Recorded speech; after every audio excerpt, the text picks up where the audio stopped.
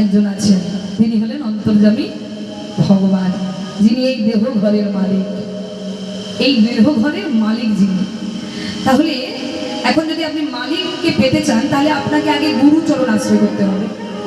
গুরু, তাহলে গুরু আপনাকে যা বলবে আপনাকে তাই মেনে চলতে হবে। যদি গুরু বাক্য পালন করতে পারেন তবেই আপনি অনেক উঁচুতে উঠতে পারবেন, অনেক উঁচুতে, এত উঁচুতে আপনি উঠতে পারবেন আপনি মহারাজ হয়ে যাবেন।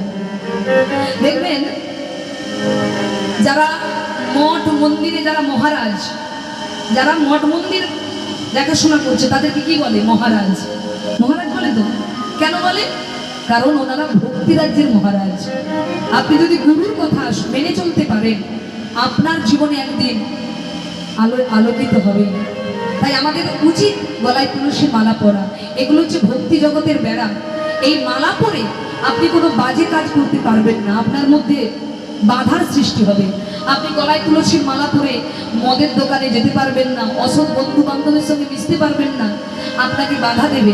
তাহলে যে বাধা দেবে অসৎ পথে যেতে, সে ভালো বন্ধু না খারাপ বন্ধু? বলুন, আপনারা বলুন এটা। যে আপনাকে খারাপ দিকে যেতে বাধা দেবে সে আপনার ভালো না ভালো চায় না খারাপ চায়? আর যে আপনাকে ফেলে দেবে, যে আপনাকে বলবে চল বন্ধু কীর্তন শুনে কি হবে, দু প্যাক খেয়ে আসি, হ্যাঁ কীর্তন শুনে কি হবে, তাহলে সে আপনার কি চায়? কিন্তু আমরা তো বুঝি না তা।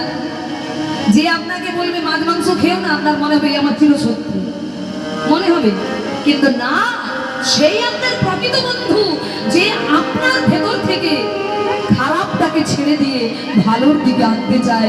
এমন বন্ধু যদি কোনোদিন আপনার ভাগ্যে মেলে, সেই বন্ধুর সঙ্গে বন্ধুত্ব করতে দেরি করো না।